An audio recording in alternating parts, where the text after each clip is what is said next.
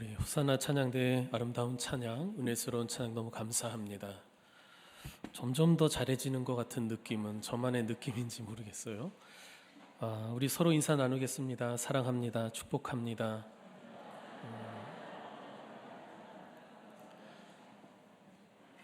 이 시간 우리 주님의 크신 은혜가 여러분 가운데 함께 하시기를 축원합니다. 염소와 나귀를 함께 키우는 주인이 염소보다는 짐을 싣고 다니는 나귀를 더 사랑했습니다. 질투가 난 염소는 나귀가 주인으로부터 버림받도록 계략을 꾸몄지요. 염소가 나귀에게 말했습니다. 나귀야, 주인이 너에 대해서 너무 불공평한 것 같아. 무거운 짐만 싣고 꾸짖고 또 때리기도 하니 그렇게 억울한 일이 또 어디 있겠니?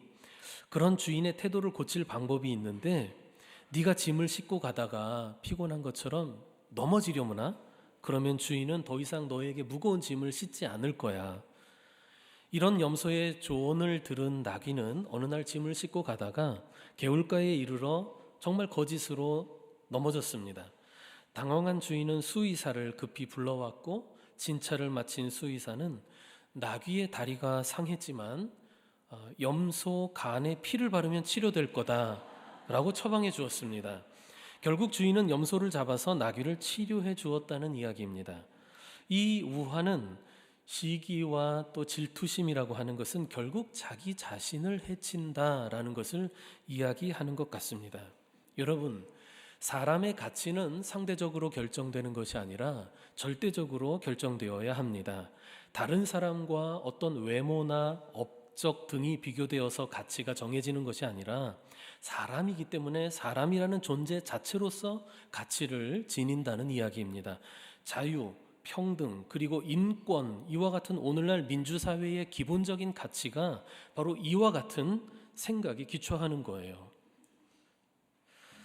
하지만 이것은 강단이나 교실에서나 들을 수 있는 원칙적인 이야기일 뿐 현실에서는 그렇지 않다는 것을 우리가 너무 쉽게 경험하지 않습니까? 사람의 가치가 상대적으로 매겨지고 있는 세상에 우리가 살고 있습니다. 다른 사람과의 비교와 경쟁을 통해서 가치가 매겨지죠. 외모나 업적이나 또 그의 소유나 유용성, 얼마나 쓸모 있는가 등의 비교 평가를 통해 사람의 가치가 매겨지는 게 우리가 살고 있는 현실이란 말입니다. 그런데 사람은 인정받고자 하는 욕구가 무엇보다 또 누구보다 강한 존재이기 때문에 타인들보다 내가 더 높은 점수, 좋은 평가를 받아야 한다는 집착에 시달리면서 살게 되는 거예요. 철학자 헤겔이 표현했던 것처럼 정말 치열한 인정 투쟁을 하면서 사는 것입니다. 사람이 자신을 남들과 비교하고 경쟁하는 그 삶에 집착하지 않고 자기 본연의 존재, 또 자기의 삶을 환영하고 또 자족하고 감사하면서 살면 좋을 텐데 말입니다. 삶의 현실이 그것을 쉽게 우리에게 허락하지는 않는 것이죠. 인정받으려는 강한 욕구가 있기 때문에 사람은 누군가와 비교당하는 그런 일을 통해서 아픔과 상처를 입기가 쉽습니다. 혹은 쓸데없는 우월감에 빠지기도 쉽고요.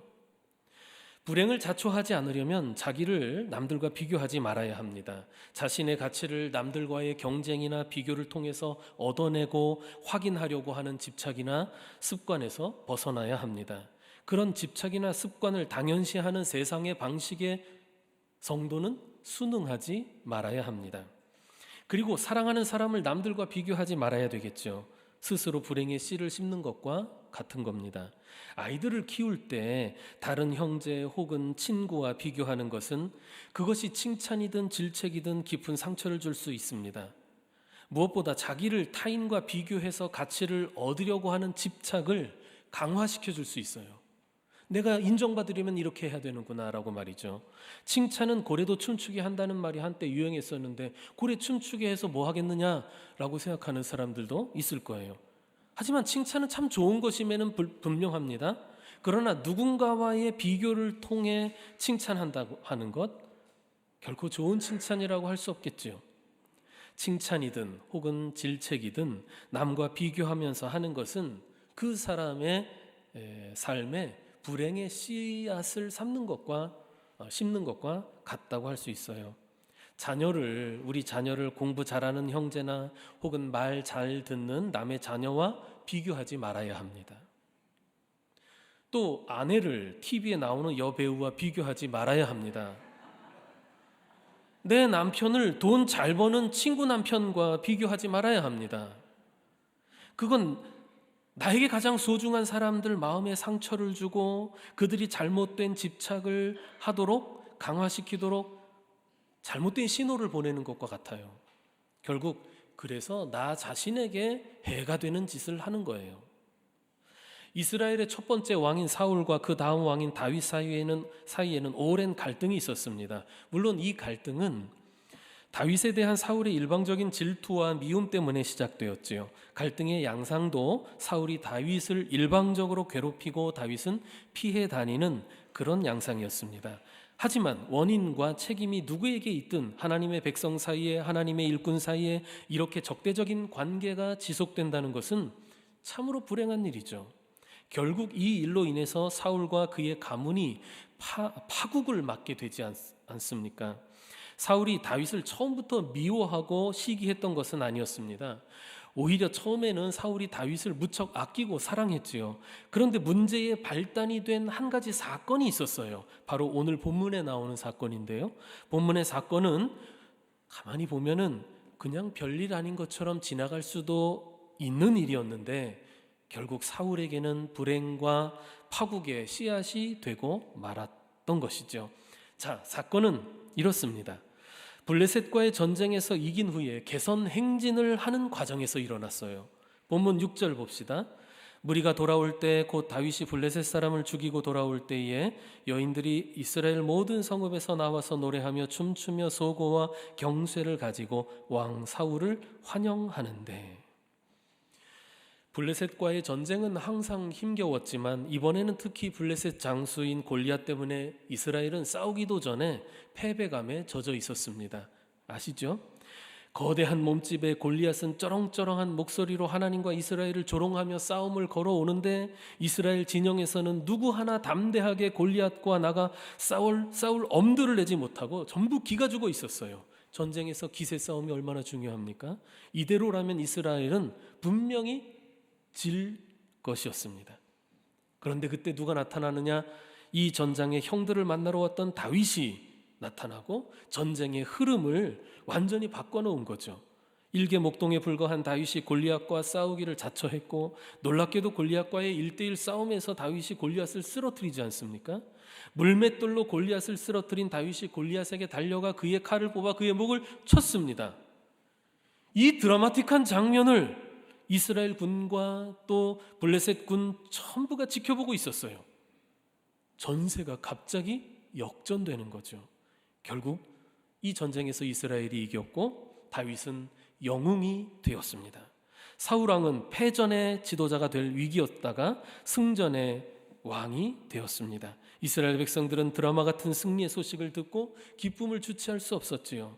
그래서인지 승리한 이스라엘 군대의 개선 행렬에 많은 인파가 몰려들었습니다.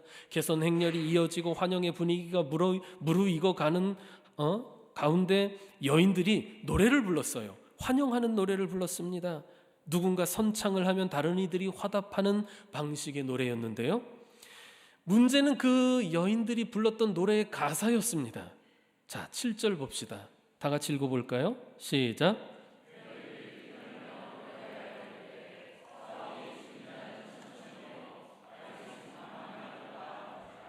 아멘. 사울이 수천 명의 적을 죽였다면 다윗은 수만 명의 적을 죽였다는 그런 내용의 가사였습니다.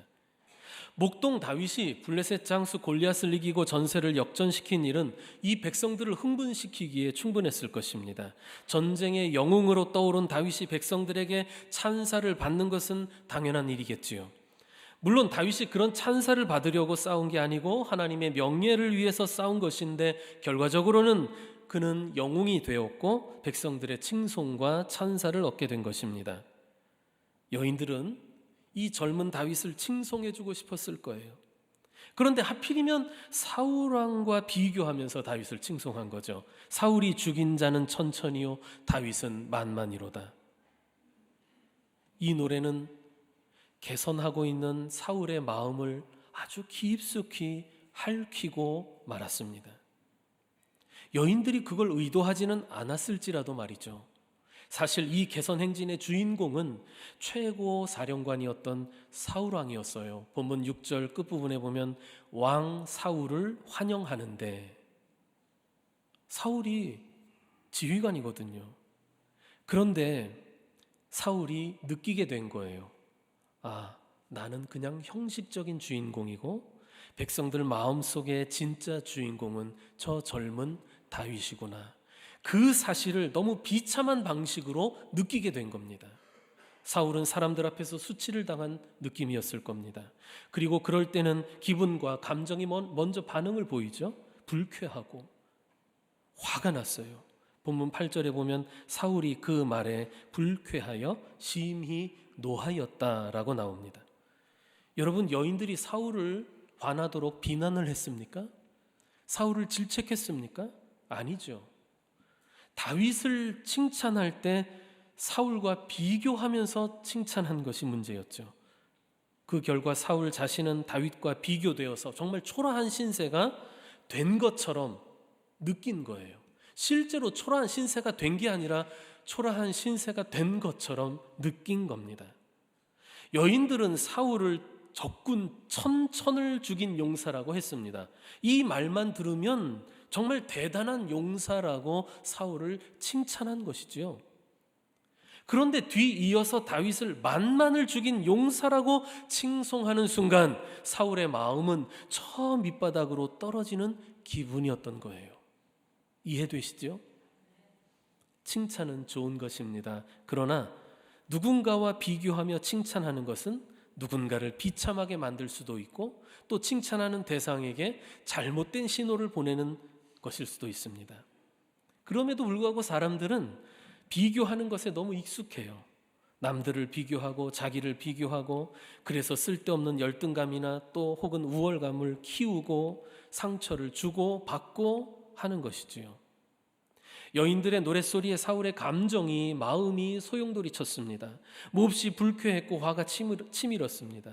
자랑스럽고 즐거워야 할 개선 행진에서 정말 비참한 심정이 되어버린 겁니다. 문제는 그것으로 끝나지 않았다는 거죠. 그날 이후 사울은 다윗에 대한 의심과 적개심을 갖게 됩니다. 그동안 가지고 있었던 신뢰와 사랑이 그 정반대 지점으로 옮겨가서 의심과 미움으로 바뀐 거예요. 다윗에 대한 시기와 질투심에 사로잡혀서 말이죠. 본문 8절에 보면 사울이 이렇게 말합니다.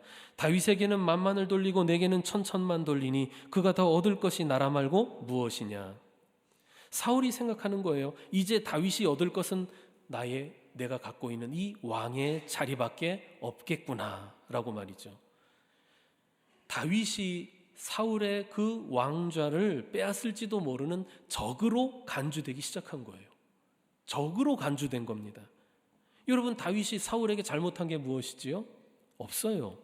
오히려 사울을 크게 도와주었습니다. 사울왕이 괴로워할 때 신령한 음악으로 그를 평화로운 마음으로 인도해 준 사람이 다윗이었고요. 또 직전에 사울의 군대가 블레셋 군대에 몰려서 위기에 처했을 때 적장 골리앗을 쓰러뜨림으로써 이 전쟁의 전세를 역전시켜 준 사람도 다윗이었습니다. 다윗은 사울에게 잘못한 것이 있기는커녕 사울을 크게 도와주었던 사람이에요. 그런데 사울의 마음에 질투심과 시기심이 생기는 순간 그 고마운 다윗이 경쟁자요 정적으로 보이기 시작하는 겁니다. 시기와 질투는 사울의 판단력을 흐려지게 했고 현상을 제대로 보지 못하게 만들었습니다. 유대인들의 격언에 이런 말이 있다고 해요. 질투는 천의 눈을 가지고 있다. 하지만 하나도 올바르게 보지 못한다. 정말 그렇게 된 것 아닙니까? 질투심에 빠지면 1000개의 눈으로 상대방을 예의주시합니다. 들여다봅니다. 그러나 하나도 제대로 보는 게 없다는 거예요. 친구도 적으로 보이게 하고 상대방의 호의마저도 오해하게 만드는 거죠. 본문 9절에도 보십시오. 그날 후로 사울이 다윗을 주목하였더라 라고 말씀합니다. 그날 이후 사울은 다윗을 1000개의 눈으로 지켜봅니다. 이놈이 뭘 하나? 그러나 하나도 제대로 보지 못합니다. 왜? 사울의 마음이 질투심으로 비뚤어져 있었기 때문이지요. 결국 그날 이후 사울은 다윗을 제거하는데 자기의 모든 것을 쏟아붓는 옹졸한 왕으로 전락하게 되고 불행한 인생을 살다가 비극적인 최후를 맞이하게 되지 않습니까? 그렇지 않아도 사울은 교만과 불순종으로 인해 하나님에게서 멀어진 상태였는데 다윗에 대한 질투심이 더해지자 정말 그의 인생은 끝없이 추락하는 길로 떨어지게 된 것입니다. 맞아요. 여인들의 노래는 사울을 불쾌하고 화나게 했습니다. 비참한 심정이 되게 했습니다. 누구든지 이렇게 비교당하면서 기분 좋을 리는 없겠지요. 그것은 마음에서 일어나는 감정의 문제이니 애초에 그런 감정 자체가 일어나는 것을 막는다는 것은 사람에게 거의 불가능한 일일 수 있습니다. 그러므로 진짜 문제는 뭐냐? 그런 마음과 감정을 어떻게 다스리느냐 하는 것이었다라고 할 수 있죠. 질투심이 일어나는 것, 감정의 문제니까 우리가 어떻게 다루기가 힘들어요. 처음에는. 그 이후가 문제라는 거예요. 진짜 사울이 실패한 지점은 어디냐 하면 비교당할 때 비참한 심정이 된 것에 있기보다는 그 일 후에 자기의 마음과 감정을 제대로 다스리고 조절을 하는데 실패했다라고 하는 것입니다. 그런데 돌이켜보면 사울은 정말 분노해야 할 때는 분노하지 않아서 문제였었거든요.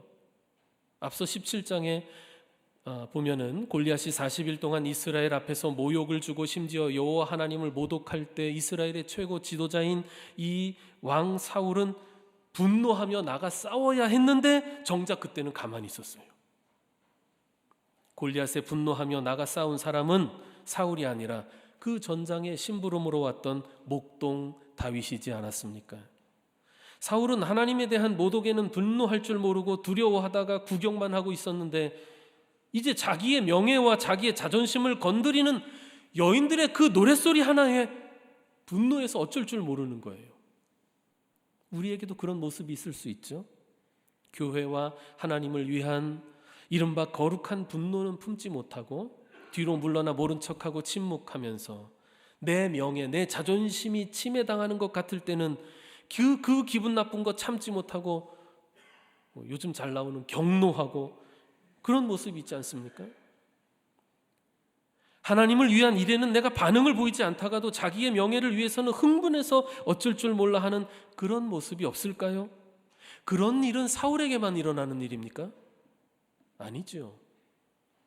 다윗은 하나님과 하나님 백성의 명예를 위해 분노할 줄 알았던 사람이었던 반면에 사울은 하나님과 하나님 백성의 명예에 대해서는 모른 척하다가 자기의 명예 때문에는 감정이 상하고 자존심 상해하고 분노하는 모습을 보여줍니다.